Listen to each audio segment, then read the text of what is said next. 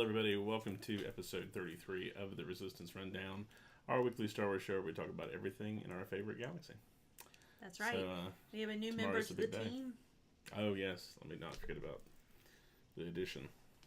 The giant porg, everyone, who does have Who kind of just looks headless from this angle. Yeah, sorry.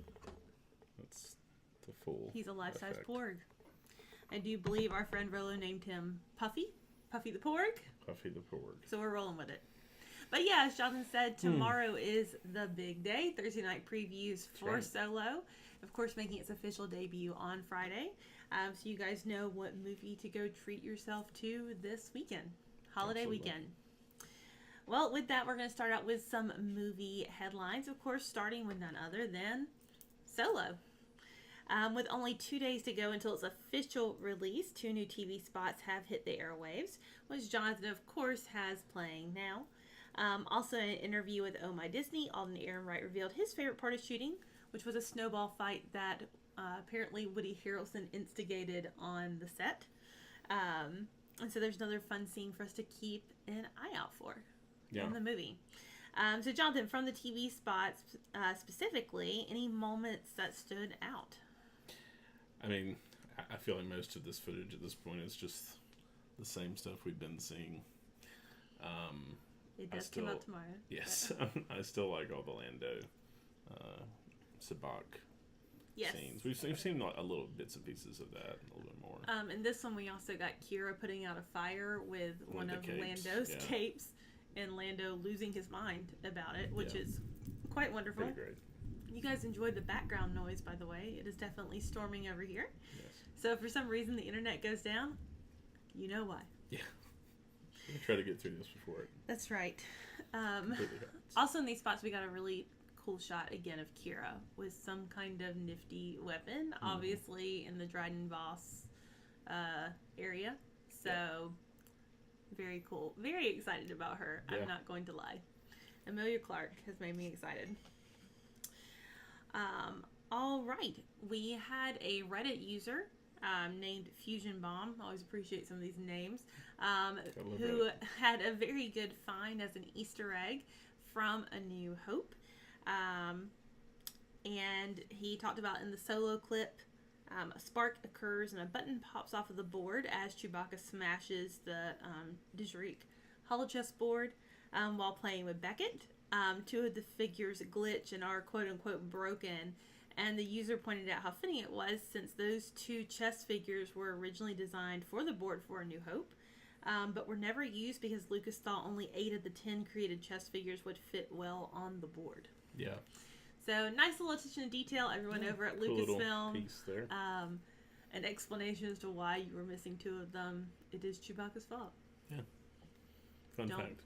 Let the Wookiee win. That's right. Let the Wookiee win. Moving right along, as far as videos go, Star Wars Brazil dropped a video specifically for Lando. Very cool looking video, I might add. Features obviously Donald Glover, clips from the film in addition to some of Donald Glover's comments about the character of Lando, and of course his fashion taste and his love of capes. Jonathan, do you appreciate our little promo here? Yeah, I appreciate the very GQ nature of this ad and discussion. I mean, if you're going to have one for Lando, I feel it's got to be that way. Yeah. This is the one. Yeah, absolutely. We got that same scene. Yeah. That same scene with Kira. And I also love the comment from Han. Whenever he says he's calling, he says, "Well, what? Your scarf? Not my style." And I just laughed because I feel like that is a very Han comment in regards to Lando's fashion. Yeah.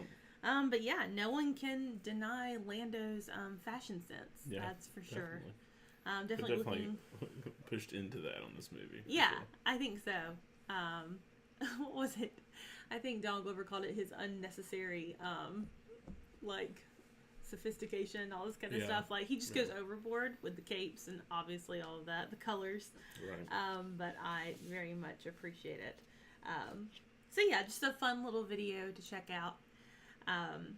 We did find out in a little article from Variety about the production budget that Solo is boasting going into this weekend.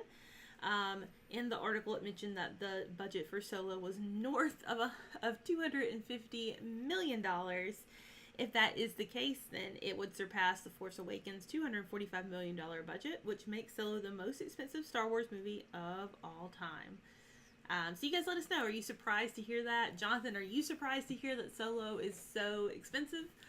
Or is this about what you were expecting? No, I'm not surprised.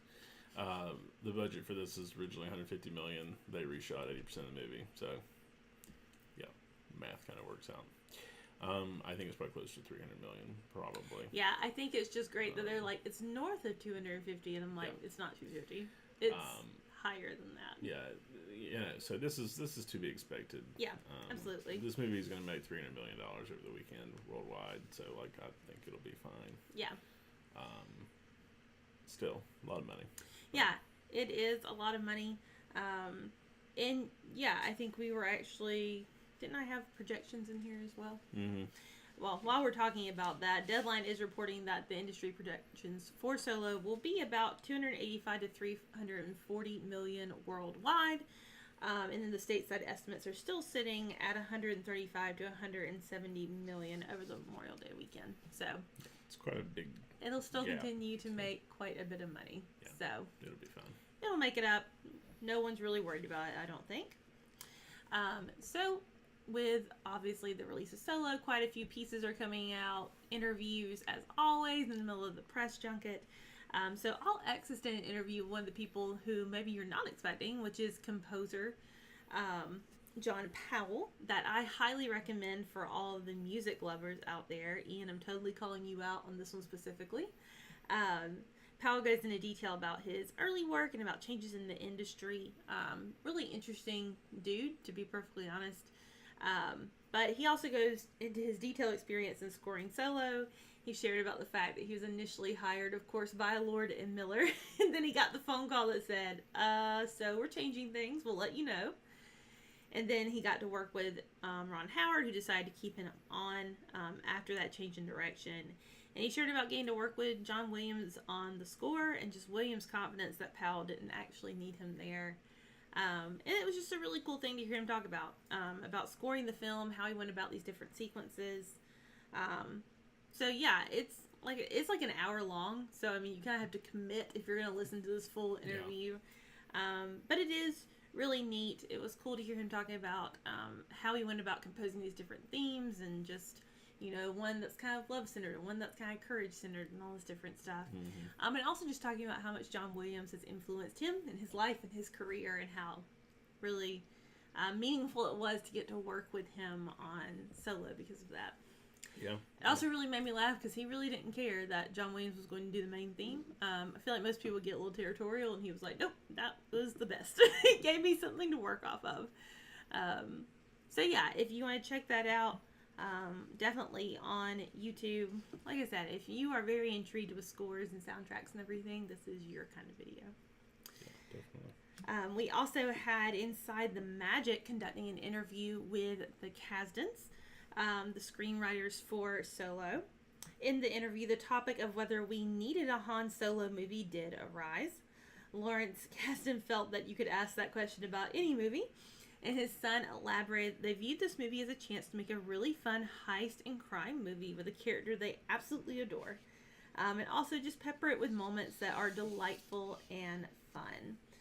The two also shed light on how they decide what to include in the story and highlighted the great work that Pablo Hidalgo does with the Lucasfilm Story Group.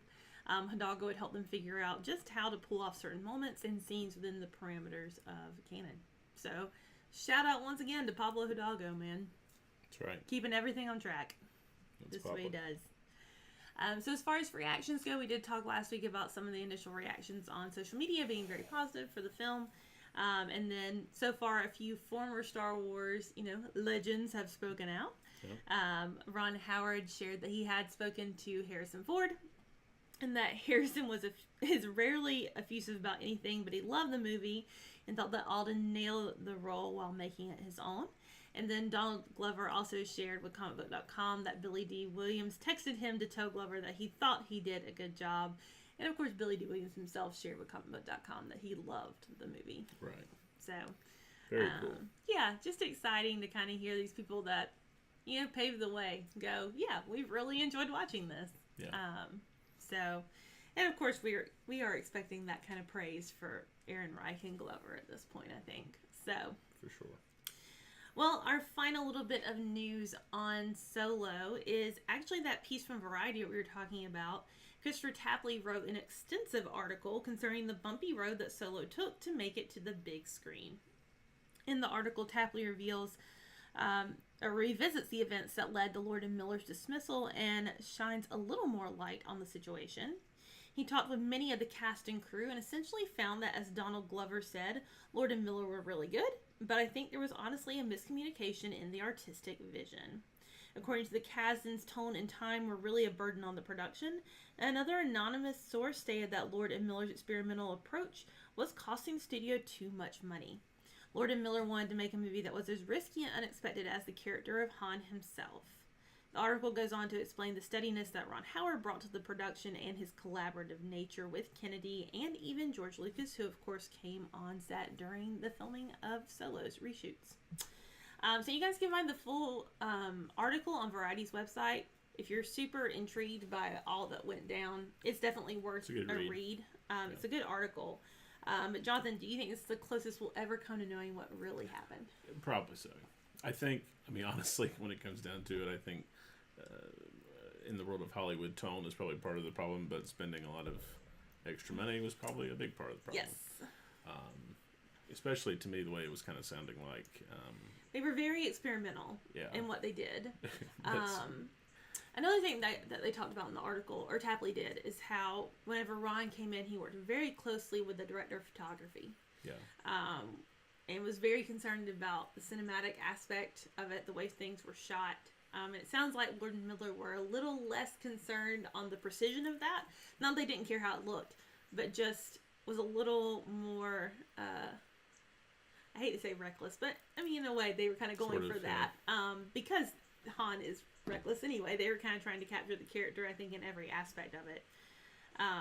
So I think it paints a clearer picture. Oh, yeah. In the fact that there were lots of factors. And even the Kasdans in this article kind of talk about the fact that also, there were some things about the story that maybe weren't as grounded as they should have been, which allowed some of this fluctuation and some of this difficulty with Lord and Miller. And then it allowed for Ron Howard to kind of come in and get the nuts and bolts really handled. So. Yeah. And this kind of goes along with some stuff we had heard before as far as that they weren't shooting the way that they wanted in the beginning. Lucasfilm, like most major studios, require a lot of shot placements per scene so that editors have something to choose or something to work with. And they weren't doing that. We knew that months and months ago. So it kind of lines up with some other things we've heard. It does. And it kind of makes it sound like, it's not just one thing. It was a whole thing, a whole multitude of things that happened, not just with them, but in general. Yeah. And I think also, it's hard to come into the big budget nature of Star Wars and it's also deliver. You know what I mean? Whenever you haven't had that kind of experience before, to come in and have a $150 million budget whenever you haven't come close to that kind of and Star Wars is big project. Budget, but they don't really shoot any longer than anything else. No. And so they pack, their schedules are very dense. Which, they were behind on time and they were bleeding money on this. Yeah. Makes sense. Totally understand how this happened. Just some interesting tidbits of it's amazingly how Solo is arriving in theaters on time this Friday. Yep. So that wraps up everything on Solo. As far as our miscellaneous news go, the first story is that for those of you who don't already own The Last Jedi, and we hope you do, Netflix will begin streaming it on June 26th. So keep a lookout for episode 8. Yep.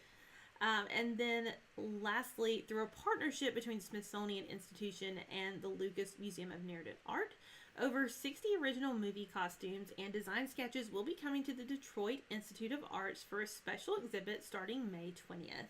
Visitors get an up-close and personal look at the costumes of various Star Wars characters, with the hope that visitors will be able to explore the creative processes behind the art of costume design. Costumes will range from Han Solo, Darth Vader, Princess Leia, C-3PO, Stormtroopers, pretty much anyone you can kind of imagine. And that show will continue, or the exhibition will last from May 20th to September 30th. So those of you around the Detroit area, enjoy. Wish we could. Yeah. Wish it was closer. So that wraps up everything for our movie headlines. Not too much to talk about on the small screen today, although we will say that the short Forces of Destiny special solo episode will be hitting on Friday, and we do know now it's going to feature Kira. Yeah. I guess it could have been Kira or Val, so confirmation. Well, it seems like that. Kira is probably a little more central to the story than Val. So. Definitely. So keep a lookout on that. It'll drop on YouTube on Friday, and then also Disney Channel will be running an exclusive at 8:30, I do believe. Yeah. So with that, that brings us to the bookshelf. And we do have one pretty interesting news story on this. Timothy Zahn, the author behind Thrawn and this summer's Thrawn Alliances, has revealed that he is working on outlines for 2 more novels about the Imperial Mastermind. While this might be an exciting announcement for fans of the character, it does come with a catch. While speaking at Comic-Con Revolution Ontario, Zahn explained that the next 2 novels are set between the character's disappearance at the end of Rebels, spoiler alert, and the largely undefined period of history between Return of the Jedi and The Last Jedi. With that being the case, the Lucasfilm Story Group cannot let him proceed on the next 2 novels until the release of Episode 9. So, I don't know about you, I was a little excited to read about this. Well, I was excited to hear, but then I had to kind of temper my expectations a little bit because I don't know that necessarily means that he's involved in this sort of way of 9. But it is curious that he isn't allowed to do anything until it's over. So we'll see. We shall see. Well, it also begs the question that if Thrawn is going to be coming back during this time, then that means that Ezra might be coming back as well. Whole interesting set of circumstances there. Yeah, we're going to see. Very exciting. And of course, that brings us to Star Wars Galaxy's Edge, which Jonathan, I think, has a nice announcement for that. Yeah, well, it's not earth-shattering. We kind of already knew this, but we know that Star Wars Land is opening next year. However, they confirmed that it's opening in summer of 2019 at Disneyland and late fall for Disney World. So I'm assuming that probably means November-ish, probably. For Disney World down here. And then we'll see what summer actually means. Probably June, July. Would be my guess. So they released a little promo video. We've kind of already seen this before, but it's cool, so it bears looking at again. Yeah. But it's a little more photorealistic view of kind of what Batuu is going to look like. I think they showed this at one of the first, maybe the D23s. I can't remember when this was first shown, but one of those events. So nice little musical interlude that you can't hear, but if you go watch the video on YouTube, you can watch it. Yes. So nice little teaser. Hopefully, we're going to know some additional details. Yes. In the next couple of days. Galactic Nights panel. That's right. So by next Wednesday, maybe we'll have some more information. Hopefully so. For you guys. Well, if you guys have any questions for us, go ahead and leave them in the comments. We're going to talk about a small little bit of merchandise and then Star Wars on this day, and then we are going to wrap it up for tonight. So, of course, Topps continues to release their one new card every day. So that should be ending this week, obviously, with the release of Solo. So we had a few new cards. We have Kira and the Capes. Always happy to see Lando's multitude of capes here. We have the mining droids in the control room. We have a character called Quay Tulside. We have a small picture of Dryden Voss's gathering, which we've seen in the trailers quite a few times. Yeah. And then lastly, we get Chewbacca at the controls. Yay, Chewie! Nice little shot. Yes, very much so. And then we also have Lego Share Veer, the their official Twitter account some Star Wars inspired sets that will be launching this fall. Of course, they do have some stuff coming out with Solo as well over the next week. Yep. But while this is not likely to be an exhaustive list, the pictures shown included an X-Wing. We have a picture of Snoke's throne room scene with Kylo and Rey, which looks awesome. Looks really good. We have a Sandcrawler. Shout out to the Jawas. And then we also have Anakin's Starfighter. Yeah, so cool little list. Yeah, it's kind of nice to be branching all the different eras of Star Wars. The throne room set, particularly. Obviously, it's like our favorite scene in all of the movies, so maybe we'd be excited about the Lego set just a little bit. Yeah. All right, that brings us to Star Wars on this day. Yeah, well, today is kind of a cool one. This is all the way back 2 years after I was born, in 1987.